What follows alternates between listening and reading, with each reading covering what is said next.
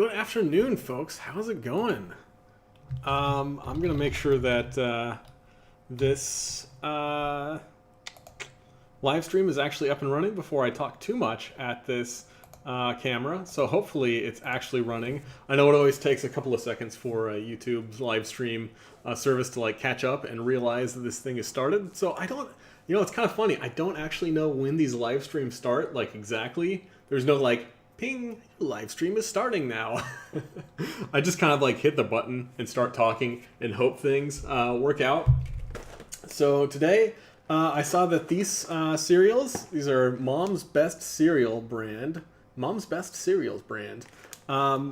were for sale for a pretty good price in like the organic and health food section of the grocery store. And I do really like these Honey Graham cereals. Like regardless of their like health claims or whether or not they're super healthy or if they're just super full of sugar, I think that the Honey Grahams, they're pretty good. They kind of taste like a graham cracker. Oh my goodness. Not the biggest box of cereal out there, but still, I'm not going to complain.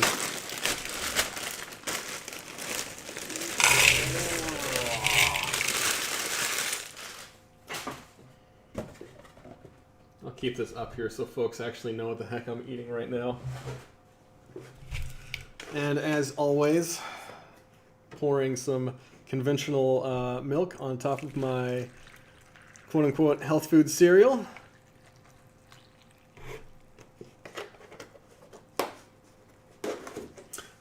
Let's see, how many servings do we have in this thing? Now, I went for a 15-mile run yesterday, so I'm pretty dang hungry today. Let's see, we got 8 servings in this. One serving is 1 cup, about 42 grams. And it is 170 calories per serving. So if you can do the math on that, I don't know, it's what's 1,700 minus 340, 1,460 calories or something per box, give or take. Probably something around there. I might be off by 100.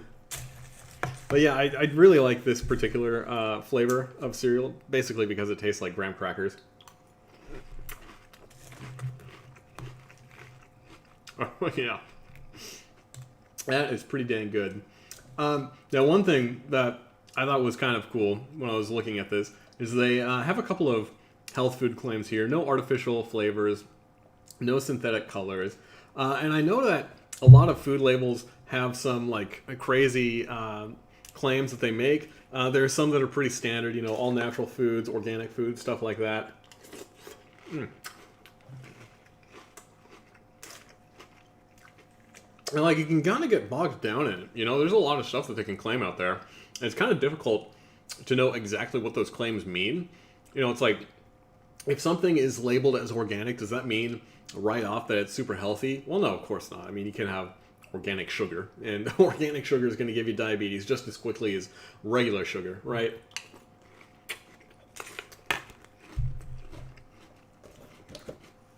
So one thing about this label, let's see the ingredients list. You'll notice that it doesn't say organic anywhere on the front of this box. And the ingredients list is verbatim: whole grain wheat, sugar, cornmeal, canola oil, molasses, fructose, salt, honey, baking soda, calcium carbonate, soy lecithin, dextrose, trisodium phosphate, and rosemary extract, with a couple of vitamins and minerals thrown in there.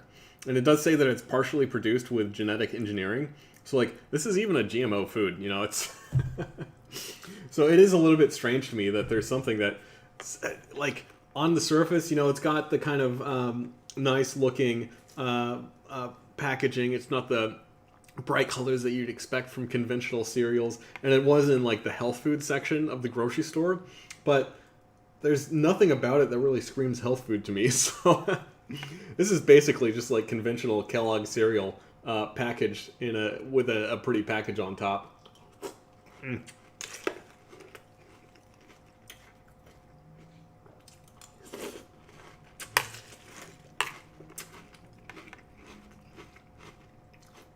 AJ, thank you for joining the stream. So you hope I got some downtime this weekend. Yeah, absolutely, certainly. Man, I've been sleeping like 12 hours a night lately. It's been ridiculous. Just all the extra time on my hands now is just going straight into catching up on lost sleep. And you do love the random camel on the front of the box. Yeah, because we all know that camels, as as mascots for products, of course that means healthy, right? Just like Joe.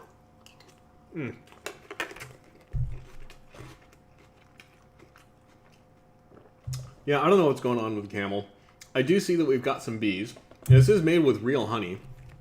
And it's one thing that's nice about this is there aren't any natural or artificial flavors in it. So, like, it seriously just does taste like graham crackers. Like, it's got all the basic ingredients of graham crackers. Holds up in the milk a little bit better than graham crackers, of course. And you can really taste the honey. Like, it does taste like a honey graham cracker.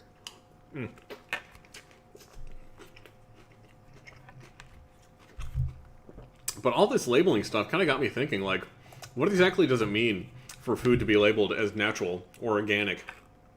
Or, you know, anything along those lines. And those labels are actually regulated by in the U.S. anyway, they're regulated by the United States Department of Agriculture. And I think the label of natural was unregulated for a while. Like, anybody could have claimed that their food was quote unquote natural. It's like it's a little bit difficult to determine what exactly natural means. You know, since like you could say that it's something that was straight from nature, but then again, like, what exactly does that mean? You know, everything is from nature. Like, everything breaks down to chemicals and atoms and electrons and everything along those lines. So it's like, it's really difficult to tell what exactly that delineation is between natural and unnatural. So I think in the last couple of years, the USDA started regulating exactly what natural meant. And basically what they have are big, long lists of ingredients that you can include in products that are considered natural, along with methods of creating those products. So, you know, beta-carotene from a carrot is probably considered natural, a little bit more natural than beta-carotene that's synthesized from, you know, various minerals and component chemicals. For example, I don't know, that could be total BS. I don't actually know about that, about beta-carotene. But unfortunately, this information is super difficult to find. Like, it was really hard to track down anything on the USDA website or the FDA website. So I found this nice little article that kind of sums it up pretty well. Let's blow this up so people can actually see what I'm reading. Yeah, so like I said, natural used to be unregulated, and I think in the last couple of years, there's, like, since it became so pervasive for foods to be labeled as natural, the USDA kind of jumped in and said, like, well, you can't do that. We got to put some regulations on it. So let's see here. Natural, the food labeled natural, according to the USDA definition, it does not contain artificial ingredients or preservatives, and the ingredients are only minimally processed. However, they may contain antibiotics, growth hormones, and other similar chemicals. Regulations are fairly lenient for foods labeled natural. Producers may submit a sort of application at the time of slaughter, detailing practices used throughout the life of the animal. Labels are evaluated to prevent mislabeling, but no inspections are conducted, and producers are not required to be certified.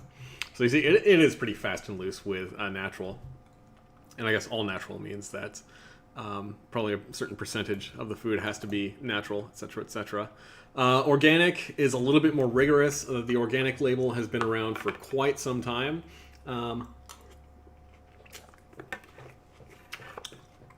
it's another one of those, like, oh, it's got, how do you say, it's got like the halo effect, the halo of health effect, I think is what it's called, where a food that is labeled as organic is just immediately thought to be more healthy, and people just assume that it's more healthy than conventional food.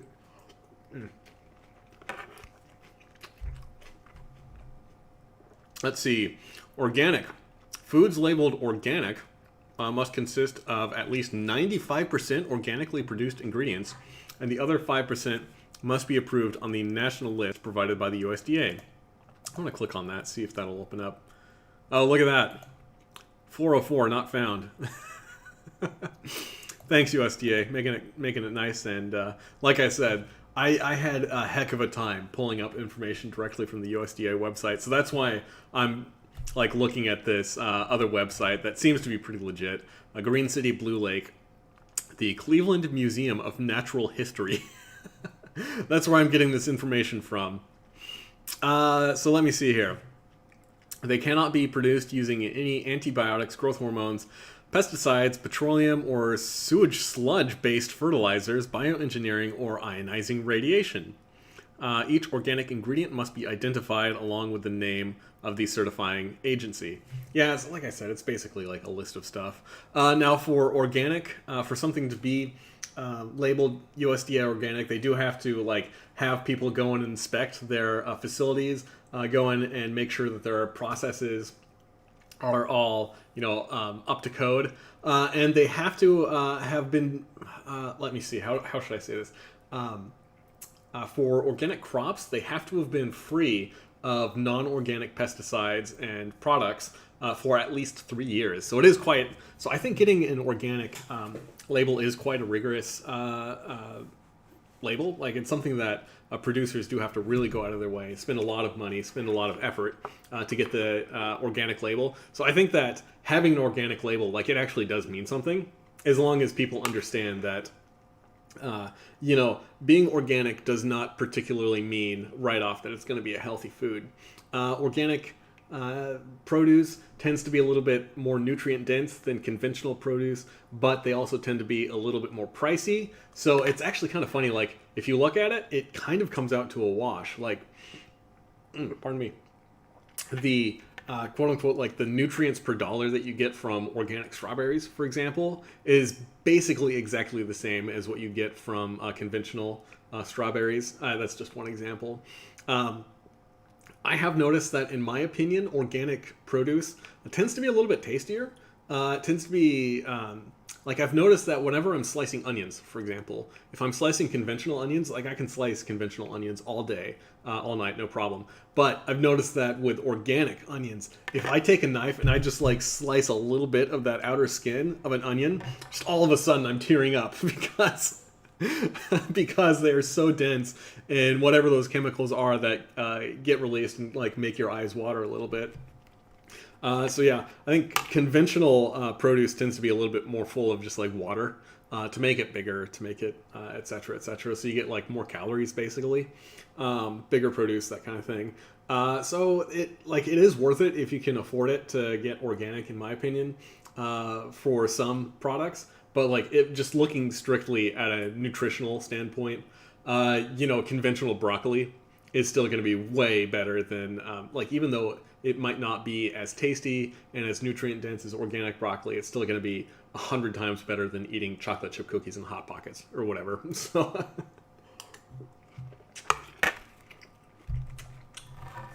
it does kind of bother me that some people assume that if they can't afford, or they don't feel like they can justify the extra cost of organic produce, then they just, you know, dismiss produce out of hand. If it's conventional produce, well, it's not the best, so obviously I don't need to get it. No, that's completely ridiculous.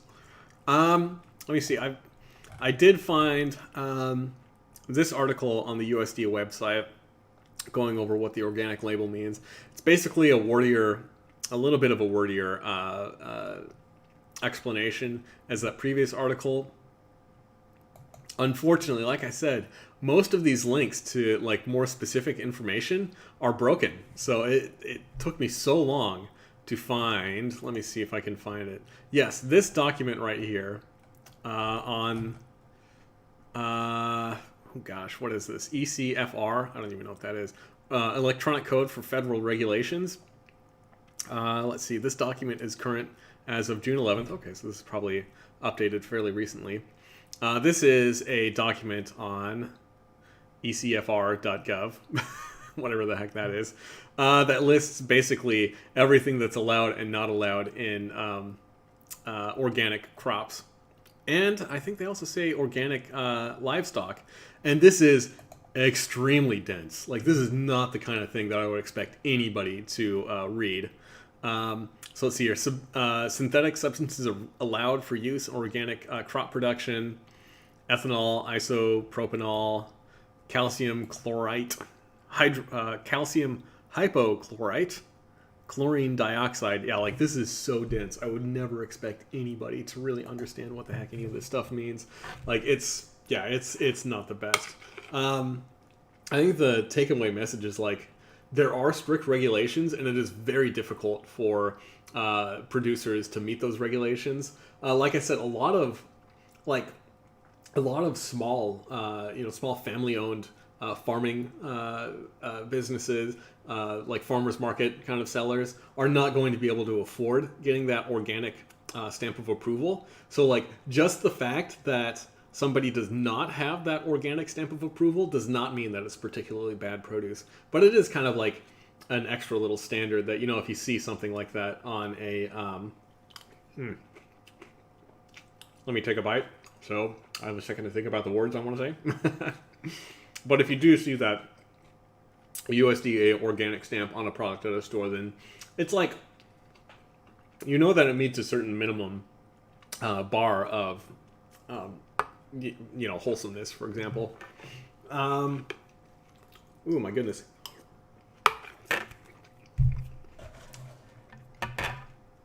Still, you can definitely overeat organic foods and become fat, big and fat.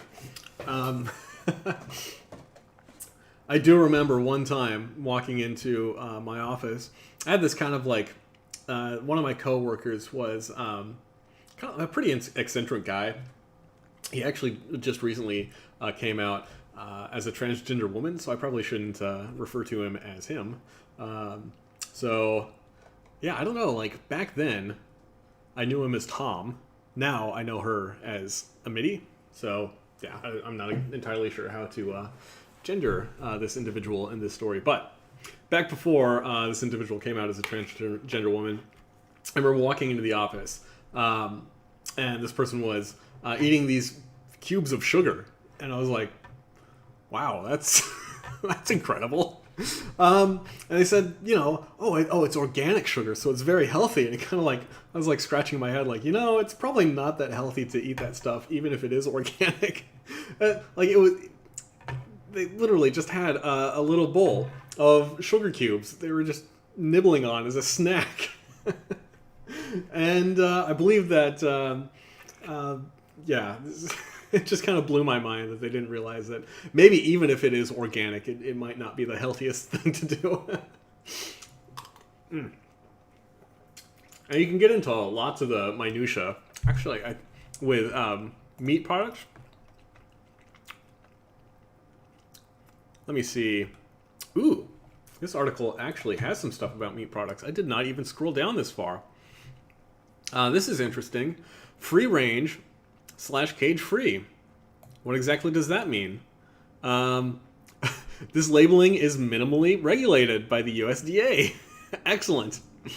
So they only require that the producer demonstrate that the animals are allowed access to the outside and not contained, but application and certification are not required.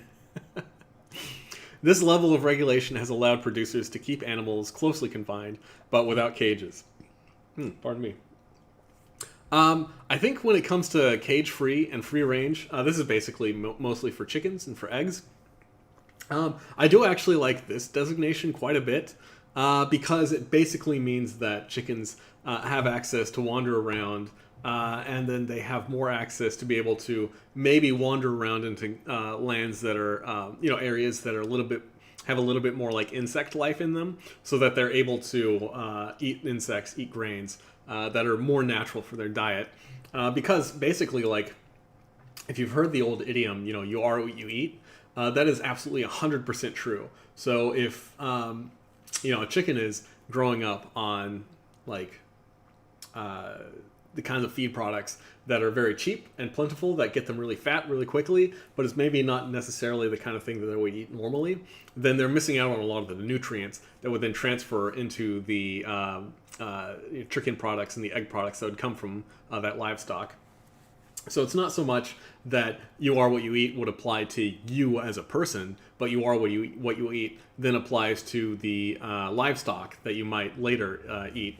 So a livestock that is depleted of nutrients, then the meat products or the animal products that come from that livestock is then also depleted of nutrients.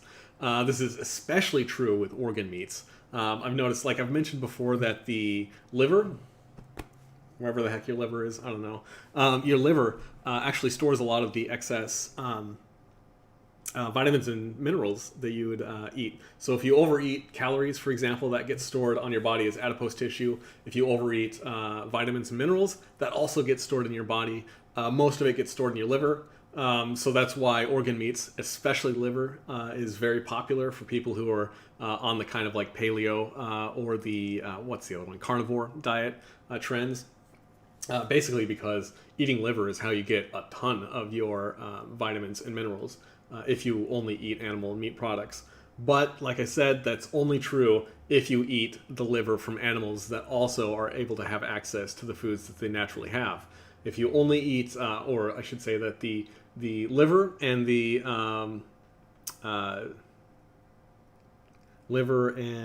other organ meats, there we go, that's the word I was looking for, other organ meats are a little bit more depleted of the vitamins and minerals that they would naturally have if these animals are, like I said, grown up on like soy feed, soy grain, and or I should say soy feed, grain feed, the kind of cheap grains that are used more in conventional livestock environments. So again, grass-fed, decent label. Unfortunately, grass-fed is a little bit of a misnomer also. It's one of these ones that does describe something, but it just means that livestock, this is typically something you'd see for cows, for beef. It does mean that the livestock grew up on grass for a certain amount of time, but what you really want to see on labels is what's called grass-fed, grass-finished, which means that it was able to feed on grass for its entire life until it was slaughtered. If it was just grass-fed, then it might have grown up for a couple of months on grass, and then the last couple of months of its life before it was slaughtered, it might have been eating more of that cheap conventional feed. So interesting stuff there. Anyway, I think it's all funny. AJ, you say that it makes you feel better about the organic label, actually. And yeah, Whole Foods are always better, though I love a good Hot Pocket. Yeah, I think eating Whole Foods, that's another one that's like I'm kind of back and forth on. Like, it's really good to have a big variety of foods in your diet. So if you're eating Whole Foods, what the problem that I see with tackling Whole Foods in a diet is a lot of people tend to have their like 3 or 4 Whole Foods that are kind of their go-to that they always cycle through. So if you do eat Whole Foods, it is important to make sure that you're getting a big variety instead of just eating like, you know, organic avocados, organic bananas, and organic red leaf lettuce. You know, for example, like if those are the only Whole Foods that you're eating, you might not be doing yourself any favors. But getting a good variety of foods is definitely key. And yeah, like it's Hot Pockets are super delicious. I'll make fun of Pop-Tarts as like Pop-Tarts tend to be the butt of my jokes about just how awful packaged food can be. But Hot Pockets, I do like Hot Pockets.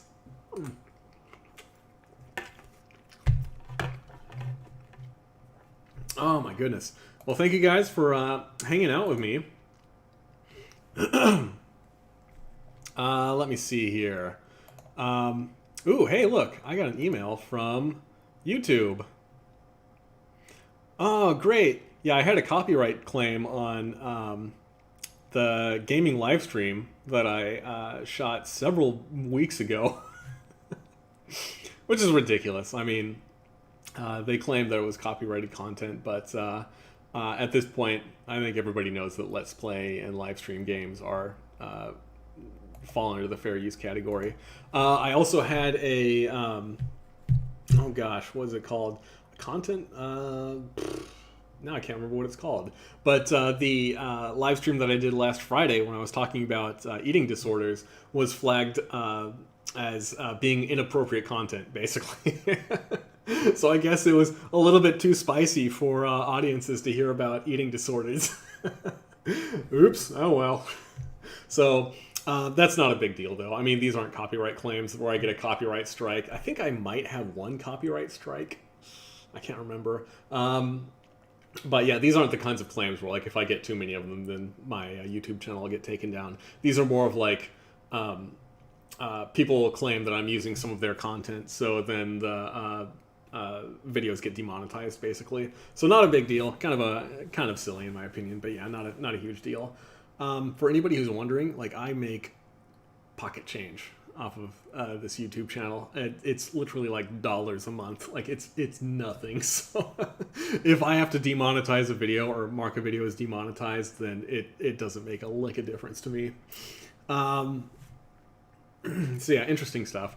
Let me see here. One thing that I would like to talk about, though, is, of course, we're going to be continuing this week looking at different, let me speak even more slowly, different charities. There we go, different charities. So I do want to continue with that. I've got another $150 that I want to make sure that I'm donating. And today, I think I'm going to donate to the PEO. This is a, let me read a little bit about the PEO.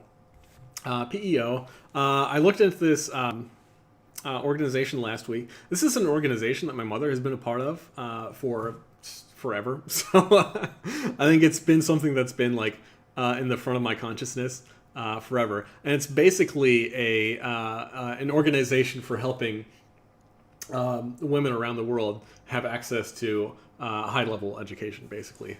And, you know, one of the causes that I've always been very appreciative of are different charities and different nonprofits who try to increase access to education for, you know, underserved individuals. So I think these guys are great. Let me see here. Some stats about the kind of stuff that they do. Ooh, pardon me. Let's see here. PEO is clearly making a difference in the lives of women all over the world. More than 113,000 women have benefited from our organization's educational grants, loans, awards, special projects, and stewardships of Cotley College. As of April 2020, PEO has awarded educational loan fund dollars totaling more than $221 million. That's excellent. Let me see here. International Peace Scholarships, more than $42 million. Program for continuing education grants are more than $62 million.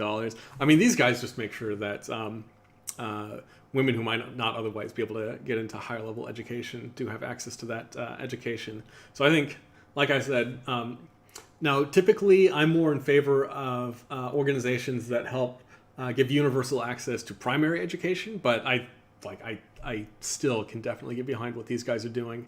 In my opinion, more people in this world who are not just literate, not just like know simple arithmetic, but more people in this world who have access to like STEM degrees, who have access to higher level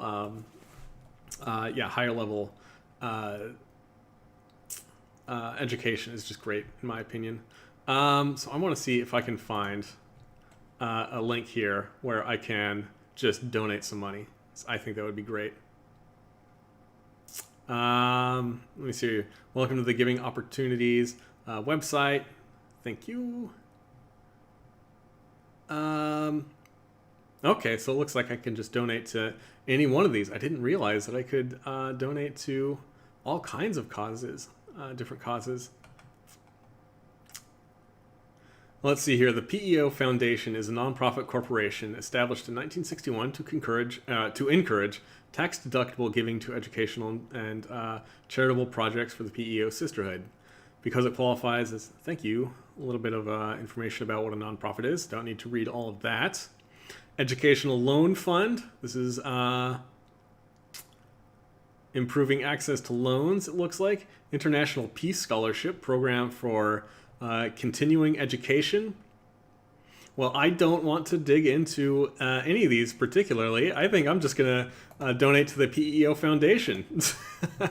I think that sounds good to me. When you're donating to the PEO Foundation, you may select one of the funds which you'd like your donation to be applied. Interesting. I did not realize that. So I'm going to do this off screen as usual because unfortunately, fortunately, I do not want to show people what my credit card number is. You may leave the fund blank to have your donation transferred to the undesignated fund. I think I'm going to do that. This is just like the general fund. So we are donating $50 in memory of, nope, not in memory of anyone, in memory of me, because I'm awesome. I'm great. Filling out some personal information right now so that the PEO can have 50 of my dollars. Let me see here. By clicking this box, I ask the PEO International not release my name and mailing address in the notification letter. Yeah, please. I think we can avoid doing that. So that's usually, yeah, that's usually how you get signed up for stuff. Let me see here. One-time checkout. Can I do I don't have a, it asks for my PEO membership number. I don't have any of that.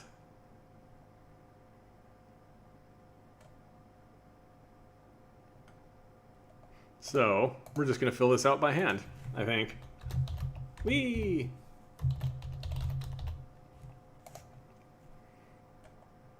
All this other stuff looks good. Now here's the bit that I don't ever want to show people is my credit card number. So, all right, filling stuff out. Continue to the next page so I can see if I have, there we go. Excellent. That must be so surreal for people who are watching this who like don't know exactly what's going on, or I'm just like mumbling about random stuff. But here we go. Donation complete. Thank you for your donation. Below is your donation information. So there we go. $50 to the PEO Foundation. So I hope that helps out some young lady who's trying to get access to a higher level secondary degree. Maybe you're in the STEM field. Maybe you want to go into the medical field. Well, I guess medical field is in the STEM field, isn't it? Maybe you want to go into law. Maybe you want to go into liberal arts. Whatever.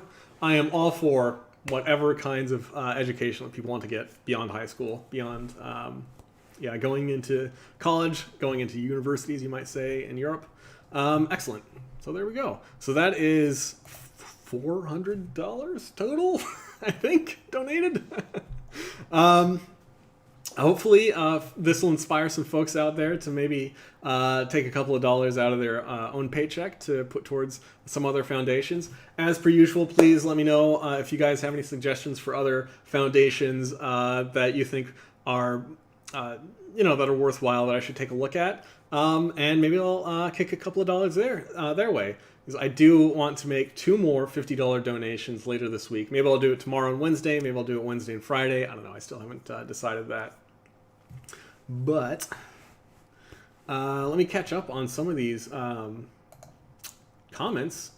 Not a ton of activity in the comments today. Well, thank you guys for everybody who did decide to hang out with me. Some days it's totally crazy in the comments. Other days it's pretty chill. So I think this is one of the more chill days, which is totally cool. Young Jim says, I like Whole Foods. Had a whole portion of fish and chips tonight.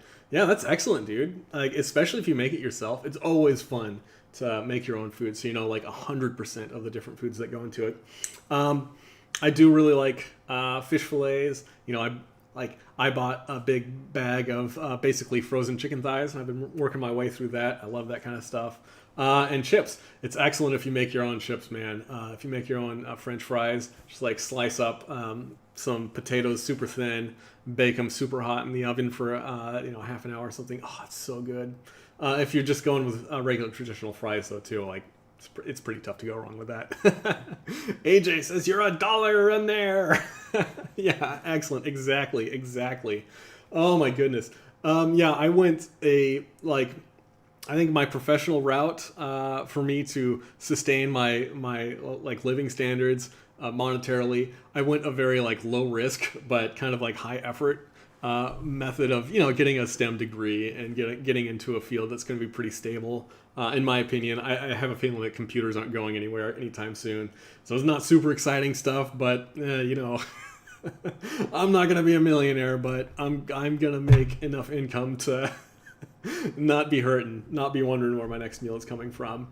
All right, like I said, thank you guys for joining me. Oh, and of course, since I do have a pretty stable income, I definitely do want to help out other folks who may be a little bit less well off, who maybe didn't have quite as many advantages growing up as me. So that's basically what I'm doing. So yeah, like I said, anybody who wants to drop me a line of different charities, nonprofits that I should take a look at, got that email down in the description box. Send me an email, shoot me a tweet on Twitter. You can contact me many different ways. I've always got my eyes open on all these different methods of contacting me. All right, guys. Thank you so much for joining me. I think I'm just about done rambling. So until next time, I hope you guys have a great week. Stay safe, stay happy out there, stay healthy, all those good things. And I'll see you guys tomorrow. So peace out. You guys take it easy.